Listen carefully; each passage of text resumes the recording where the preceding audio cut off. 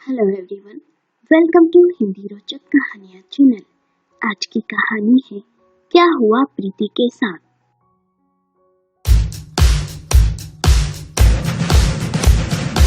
प्रीति के घर में रहता है उसका पति विकास और 5 साल की बेटी कोमल। प्रीति ने कोमल को स्कूल के लिए तैयार किया और टिफिन पैक करने लगी। तभी कोमल ने प्रीति से कहा, मम्मा, आज आप मुझे टिफिन में एप्पल भी देना। प्रीति ने कहा, अच्छा ठीक है।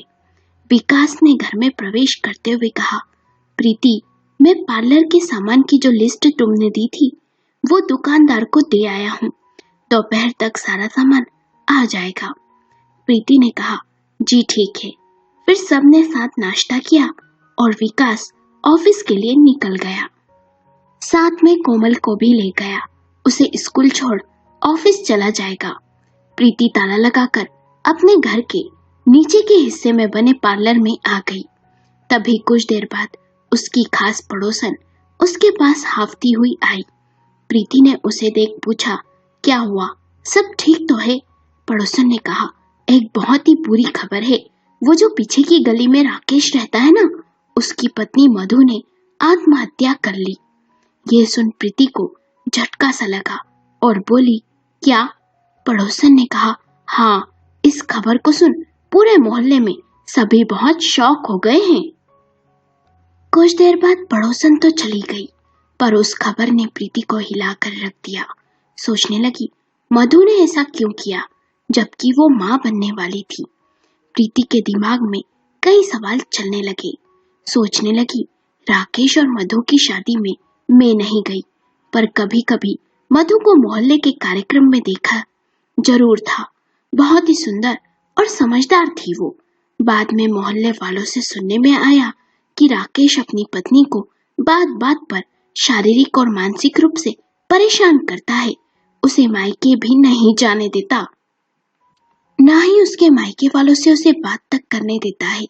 सच में मैं कितनी भाग्यशाली हूँ जो राकेश जैसे आदमी के चंगुल से बच निकली।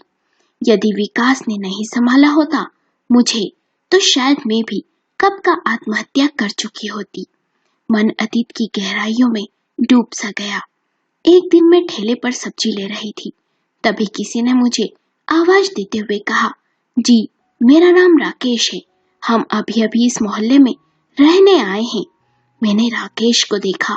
वो करीब 22-23 साल का बहुत ही हैंडसम सा लड़का था।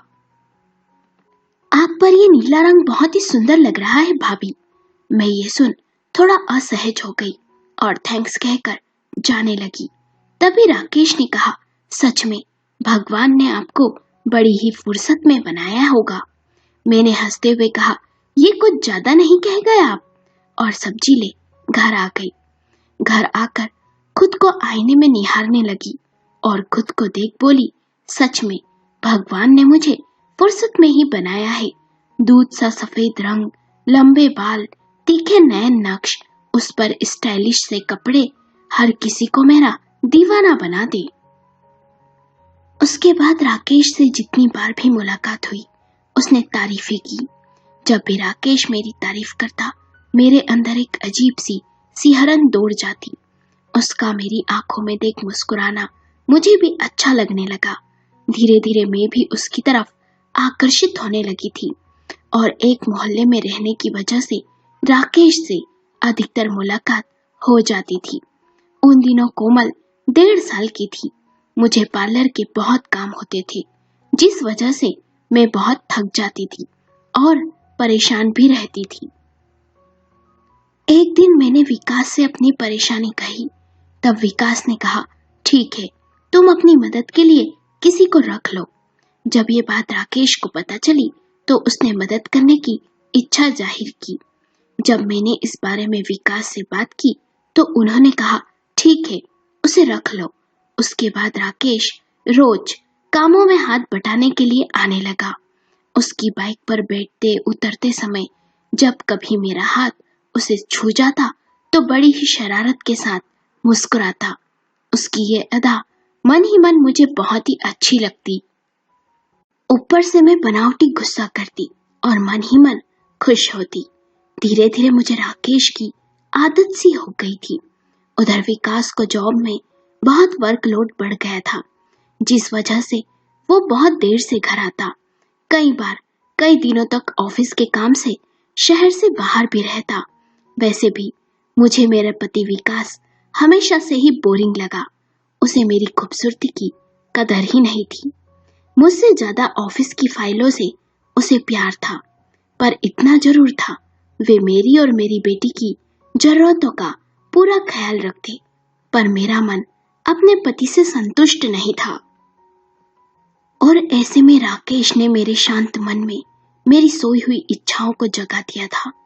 राकेश की छेड़छाड़ शरारतें मेरे मन को छू रही थी। उसका साथ मुझे रोमांचित कर रहा था। राकेश बहुत ही बेपरवाह और किसी से न डरने वाला इंसान था। मेरे मन को वो भी समझने लगा था। अब वो अधिकतर समय मेरे साथ ही रहता। कोमल को डे केयर लाना, ले जाना, उसे पार्क में घुमाना, शॉपिंग में मेरी मदद करना, पार्लर के छोटे मोटे काम देख लेना, ये सब राकेश खुशी खुशी कर लेता था। साथ ही साथ वो पढ़ाई भी कर रहा था। विकास के शहर से बाहर रहने पर वो मेरा और कोमल का बहुत ही अच्छे से ख्याल भी रखता। मोहल्ले में किसी को भी इस बात की खबर नहीं थी, पर पार्लर में आने वाली औरतों के बीच हम जरूर चर्चा का विषय थे। पर मैंने कभी भी इस बात को ध्यान नहीं दिया। मैं राकेश के मोह में बंधी जा रही थी। एक दिन विकास ऑफिस के किसी काम से शहर से बाहर गए हुए थे। 2 दिन के लिए मैं और राकेश पार्लर का कुछ सामान लेने बाजार गए हुए थे। कोमल को मैंने अपनी दूर की बुआ के घर छोड़ दिया था। बाजार से लौटते लौटते शाम होने को आ गई थी। बाहर जोरों से बारिश हो रही थी, जिस वजह से हम दोनों भीग गए थे। हम दोनों ताला खोल घर में आए। मैंने राकेश से कहा, राकेश बहुत देर हो गई, तुम घर चले जाओ, मैं ऑटो से जाकर कोमल को ले आती हूँ। पर मेरे कहने पर भी वो सोफे पर बैठा रहा और शरारती अंदाज में बोला, यदि मैं आज रात यहीं रुक जाऊं तो। मैं भी चाहकर उसे इनकार न कर सकी। उस रात मैं और राकेश कब बहक गए पता नहीं चला। न तो मुझे उस रात कोमल की याद आई और ना ही अपने पत्नी धर्म की। बहुत समय बाद आज मेरे तन की वो तड़प शांत हुई थी। राकेश के साथ ने जीवन में एक नई उमंग भर दी थी। ना तो मेरे मन में कोई अपराध बोध था और ना ही आत्मग्लानि, बल्कि मैं बहुत खुश थी। अगले दिन कोमल को जाकर बुआ के यहाँ से ले आई और उनसे झूठ कह दिया कि बारिश की वजह से आ न सकी। अगले दिन भी मन राकेश में ही खोया रहा। सोचने लगी, कल विकास वापस आ जाएंगे, मतलब आज रात फिर राकेश के साथ। जल्दी से सारे काम निपटाकर रात का इंतजार करने लगी। रात को राकेश फिर आ गया और फिर हम दोनों कब प्यार के सागर में डूब गए पता नहीं चला। मुझे नहीं पता था कि मेरी इस खुमारी का अंजाम क्या होगा और मैं सोचना भी नहीं चाहती थी। विकास के वापस लौटने के बाद मेरी और राकेश की मुलाकात आसान नहीं रही। 10-12 दिन हमारे तन मिल न सके, जिससे हम दोनों बौखला गए और फिर एक दोपहर हम दोनों ने घर से भाग जाने का मन बना लिया, बिना किसी अंजाम को सोचे। राकेश को पहले से ही अपने परिवार से कोई जुड़ाव नहीं था और मैं शारीरिक आकर्षण में बंधी उसके प्रेम को पाने के लिए पागल हो उठी थी। कोमल को डे केयर से लाने के बाद मैंने उसे सुला दिया और चल पड़ी थोड़ा बहुत सामान बांध राकेश के साथ। वासना में अंधी में अपनी ममता भी हार गई थी। हम दोनों गोवा गए। वहां हम 3 दिन एक होटल में रहे और खूब समय बिताया एक दूसरे के साथ। जब कुछ तन की शांति मिली तब समझ आया कि जीवन में तन की जरूरतों के अलावा भी और भी जरूरतें हैं। राकेश सिर्फ अपने साथ 20,000 रुपए ही लाया था और वे भी खत्म होने वाले थे। मेरे पास करीब 8,000 रुपए थे, वो मैंने राकेश को दे दिए। ये देख राकेश ने नाराजगी से कहा, बस इतने से रुपए, इससे क्या होगा? मैंने गुस्से से कहा, तो कहां से लाऊं? जो मेरे पास थे वो मैंने तुम्हें दे दिए। राकेश ने गुस्से से कहा, अच्छा, मतलब क्या सारी जिम्मेदारी मेरी है? अरे तुम कुछ ला भी सकती थी, अरे गहने ही ले आती। मैंने कहा, प्यार का दम तुम भरते थे और जब तुम्हारी जेब खाली थी तो बहुत मर्द बनते थे, और क्या हुआ तुम्हारी मर्दानगी को? बात करते थे चांद तारे ले आऊंगा, और ये सब तुम्हें पहले सोचना चाहिए था। फिर मैंने अपने हाथ में पहने सोने के कड़े उतार राकेश को दे दिए, पर राकेश ने चीखते हुए कहा, मुझे कुछ कहने से पहले अपने गिरेबान में झांक कर देख लो। ये मंगलसूत्र भी दो, इसे भी बेच देता हूँ। मैंने कहा, नहीं, मैं ये नहीं दे सकती, ये विकास की निशानी है। राकेश ने दांत पीसते हुए कहा, बड़ी सती सावित्री बन रही है। अरे पति और बच्ची को छोड़ते समय मन नहीं पिघला तेरा, और अब मंगलसूत्र देने में नाटक कर रही है। राकेश छीना झपटी करने लगा। मैंने कहा, थोड़ी तो शर्म करो, तुम्हारे कारण मैं अपनी अच्छी भली गृहस्थी को छोड़ आई और अपनी बेटी को भी तुम्हारे लिए मैंने छोड़ दिया। राकेश ने कहा, अच्छा, तो कोई एहसान नहीं किया मेरे ऊपर? जो सुख तुझे पति ने नहीं दिया वो मैंने दिया है। मजे मेरे साथ तुमने भी किए हैं मैडम। राकेश ने अपना असली रंग दिखा दिया था। मैं उसके इस रूप को देख बहुत हैरान थी। मन दुख और लाचारी से भर गया। अब अपने आप को ठगे जाने का एहसास हो रहा था। आंखों से आंसू बह निकले। मन में घर से भाग जाने का अब बहुत अफसोस था और अपनी नासमझी पर गुस्सा। मेरे आंसू देख राकेश ने मुझे समझाने और बाहों में भरना चाहा, पर मैंने गुस्से से उसके गाल पर एक थप्पड़ दे मारा और कहा, दूर रहो, मेरे पास आना भी मत। राकेश गुस्से से तिलमिला गया और बोला, दिमाग खराब है क्या? जो जोर से चिल्लाओगी तो लोग इकट्ठा हो जाएंगे, जो मर्जी है वो करो। और गुस्से से कमरे से चला गया। उस समय मुझे अपनी हालात पर बहुत ही तरस आ रहा था। 2-3 बार मुझे विकास ने अप्रत्यक्ष रूप से समझाने की कोशिश भी की, पर उस समय राकेश के प्यार का भूत दिलो दिमाग पर इस कदर छाया हुआ था कि बिना किसी अंजाम की परवाह किए बिना ये सब कर बैठी, और अब पछतावे के सिवा कुछ नहीं बचा। रात होने आ गई, पर अब तक राकेश नहीं आया। मैं घबरा गई, सोचने लगी कहीं वो मुझे छोड़कर भाग तो नहीं गया। अब क्या करूंगी मैं, कहाँ जाऊंगी? मेरे पास रुपए भी नहीं है, ऊपर से ये जगह भी अनजान है। शायद पति के सच्चे प्रेम को धोखा देने की ये सजा है। ऊपर से अपनी बच्ची के साथ भी धोखा किया। वासना में आकर गलत राह चुनी। मैं राकेश को कॉल कर रही थी, पर उसका फोन बंद आ रहा था। विकास को कॉल करने का सोचा, पर हिम्मत ही नहीं हुई। क्या कहूंगी उससे? मैं अपना धैर्य खो चुकी थी और रोई जा रही थी कि तभी दरवाजे पर आहट हुई और दौड़कर मैंने दरवाजा खोला तो हैरान रह गई। सामने देखिए कहानी के अगले भाग में आखिर कौन था दरवाजे पर और क्या हुआ प्रीति के साथ। मैंने जैसे ही दरवाजा खोला तो सामने विकास को देख हैरान परेशान हो गई। मन किया कि विकास के सीने से लग जी भरकर रो लूं, पर अपनी की गई हरकत याद आते ही मैं सहम सी गई। विकास के साथ राकेश के पिताजी भी आए थे। जब उन्हें पता चला कि राकेश कहीं बाहर गया हुआ है तो वे होटल के बाहर बैठ उसका इंतजार करने लगे। विकास ने मेरा हाथ थाम लिया और मैं जोर जोर से रोने लगी। विकास मौन रहे, फिर धीरे से बोले, चलो प्रीति, घर चलो, कोमल तुम्हें बहुत याद कर रही है। मैंने कहा, नहीं विकास, किस मुंह से तुम्हारे साथ घर चलूं? कैसे तुमसे और अपनी बेटी से नजरें मिलाओ? मैंने जो किया उसके लिए कोई माफी नहीं है। विकास बहुत देर तक मुझे समझाते रहे, फिर बोले कि उन्हें राकेश के एक दोस्त से यहाँ का पता मिला। बड़ी ही मुश्किल से वे यहाँ मुझे ढूंढते हुए आए। ये सुन मेरा मन और आत्मग्लानि से भर गया। विकास के बहुत मनाने पर मैं घर जाने को तैयार हो गई। राकेश का असली रूप मेरे सामने आ चुका था। राकेश के पिता को वहीं छोड़ मैं और विकास घर आ गए। घर पहुंचे तो देखा मेरे सास ससुर सब वहां आ चुके थे। कोमल ने मुझे जैसे ही देखा तो मेरे सीने से लग गई। मैं भी उसे सीने से लगाकर प्यार करने लगी, पर वहां मौजूद सभी लोगों को मेरा प्यार बनावटी लग रहा था। पर मैं सच में अपने किए पर बहुत शर्मिंदा थी। विकास की वजह से घर में किसी ने कुछ नहीं कहा, पर सबकी नजरों में एक अजीब सी नाराजगी थी। मेरे बड़े भैया भी वहां मौजूद थे, पर मुझसे दूर खड़े थे। मुझे घर आए 3 दिन हो गए थे। मैं सारा समय अपने कमरे में ही रहती। विकास मुझे कमरे में ही खाना लाकर देते।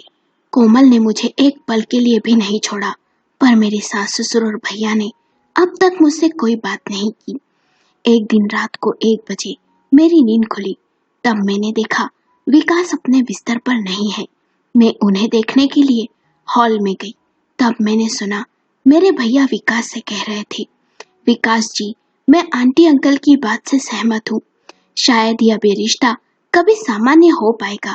प्रीति ने बहुत ही शर्मनाक हरकत की है, जिसकी सजा उसके साथ साथ आपको और उस नन्ही सी कोमल को भुगतना पड़ेगी। विकास ने कहा, मेरी बात सुनो भैया। पर भैया ने बात को बीच में ही काटते हुए कहा, अभी कोमल बच्ची है, जब बड़ी होकर उसे ये बात पता चलेगी तो क्या अपनी माँ को वो माफ कर पाएगी? और फिर ऐसी लड़की से शादी कौन करेगा जिसकी माँ घर से भाग गई हो? विकास ने गुस्से से कहा, बस कीजिए भैया प्लीज। तभी मेरे ससुर जी ने कहा, क्या गलत कह रहा है वो विकास? वो प्रीति का भाई है। जब वो ये सब बर्दाश्त नहीं कर सकता तो तू किस मिट्टी का बना है? विकास ने कहा, पापा आप समझते क्यों नहीं? मैं प्रीति को अच्छे से जानता हूँ। वो पत्नी है मेरी। यदि उससे कोई भूल भी हुई है तो कहीं ना कहीं उसके लिए मैं भी जिम्मेदार हूँ। मैंने उसकी इच्छाओं और चाहतों को सदा नजरअंदाज किया, तभी उसे उस राकेश की जरूरत पड़ी होगी। गलती प्रीति की ही नहीं, उस राकेश की भी है। पर यह समाज सदा औरत को ही गलत मानता है, और राकेश उसे कोई कुछ नहीं कहेगा। कल को फिर वो ये सब किसी और लड़की के साथ करता नजर आएगा इसी मोहल्ले में। देख लेना आप सब, फिर प्रीति को सजा क्यों? पति हूं मैं उसका। मैंने जीवन भर साथ निभाने का वादा किया था, तो इस मुश्किल समय में कैसे उसका हाथ छोड़ दूं मैं? यदि यही गलती मुझसे होती तो आप सब प्रीति को यही समझाते कि मुझे माफ कर दे और अपने घर को टूटने से बचा ले। इसलिए क्योंकि वो एक औरत है, माफ करना मुझे। प्रीति इस घर से कहीं नहीं जाएगी। उसी से मेरे और कोमल के जीवन में खुशियां हैं। उसके बिना मैं और कोमल अधूरे हैं। मैं प्रीति का जीवन बर्बाद नहीं होने दूंगा, और ये मेरा अंतिम फैसला है। सब मौन थे। ये सब सुन मेरा मन मुझे कोसने लगा, पीड़ा से भर गया। जब विकास कमरे में आए तो मैंने कहा, मुझे माफ कर दीजिए, मैंने आज तक आपको समझा नहीं। उस राकेश के चक्कर में आपका बहुत दिल दुखाया। मैं सच में माफी के काबिल भी नहीं हूँ। इस घटना को 1 महीना हो गया। समय ने धीरे धीरे सारे घाव भर दिए। विकास और मेरे बीच सब सामान्य हो गया था, पर मैं घर से कहीं बाहर नहीं जाती। मुझे लोगों का सामना करने में बड़ी अजीब सी घबराहट होती थी। राकेश के बारे में मुझे कोई जानकारी नहीं थी। एक दिन विकास ऑफिस से जल्दी आ गए और बोले, चलो आज कहीं घूमने चलते हैं। मैं बाहर नहीं जाना चाहती थी, इसलिए बात को टालना चाहा। विकास मुझे मनाने लगे और मैं उन्हें जरा भी नाराज नहीं करना चाहती थी। जब हम राकेश के घर के सामने से निकले तब मैंने उसे घर के बाहर देखा। वो मुझे बड़ी ही अजीब नजरों से देख रहा था। इस घटना के बाद मेरा उससे पहली बार सामना हुआ था। मैं असहज हो गई। तभी विकास ने मेरा हाथ थाम लिया और हम आगे बढ़ गए। हम एक होटल में गए। मन ही मन में उस समय को याद कर रही थी जब विकास से मैंने शादी की। सच में विकास जैसा पति पाकर मैं धन्य हो गई थी। हमने डिनर किया और हम घर आ गए। कोमल सो चुकी थी। उस रात विकास ने मुझे अपनी गोद में उठा लिया और प्यार करने लगे। मेरी आंखें नम हो आई तो विकास ने कहा, क्या हुआ, तुम रो रही हो? मैंने कहा, मैंने आपको बहुत दुख पहुंचाया है। विकास ने कहा, बस प्रीति, आज के बाद इस बारे में कोई बात नहीं होगी। तुम मेरे लिए सब कुछ हो। मेरी पत्नी हो। और देखो, जब तक तुम खुद को माफ नहीं कर देती तब तक तुम खुश नहीं रह सकती। इसलिए इस दुख से बाहर निकलो। मैं तुम्हें ऐसे जीते हुए नहीं देख सकता। उस रात विकास के सीने से लग बेहद ही सुकून मिला। आज मुझे राकेश का शारीरिक आकर्षण पति के प्यार के सामने बौना नजर आ रहा था। उस दिन से मैं अपने आप को बदलने लगी, खुश रहने की कोशिश करने लगी। एक दिन विकास ने कहा, तुम्हें अपना पार्लर फिर से शुरू करना चाहिए। मैंने कहा, पार्लर को बंद हुए 2 महीने हो गए हैं। और आप जानते हैं, सभी को करीब करीब ये बात पता है, मैं औरतों की प्रश्न भरी निगाहों का सामना कैसे करूंगी। पर विकास ने मेरा हौसला बढ़ाया। अगले दिन काम वाली के साथ मिल पार्लर की सफाई की, सारा नया सामान खरीदा, नया बोर्ड भी लगवाया। पर 3 दिन हो गए, एक कस्टमर तक नहीं आया। ये देख मैं बहुत ही बेचैन हो गई।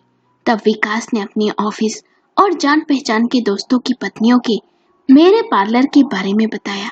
उसके बाद 2-3 कस्टमर जरूर आए। फिर से काम शुरू कर मैं बहुत ही उत्साहित थी। उसके बाद मोहल्ले की कुछ औरतें भी आने लगी।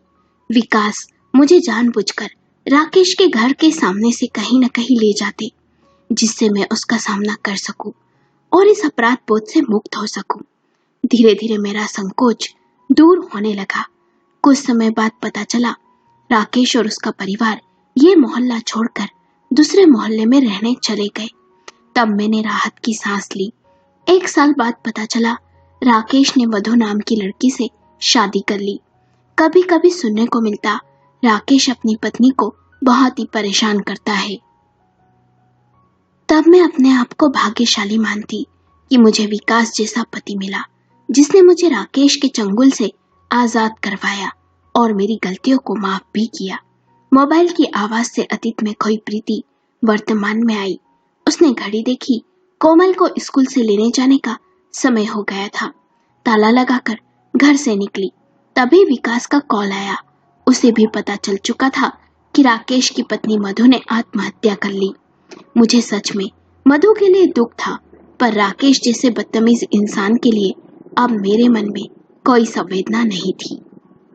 कहानी पसंद आई हो तो कमेंट बॉक्स में YES जरूर लिखें। कहानी पसंद आई हो तो लाइक करें, शेयर करें और चैनल को सब्सक्राइब करें।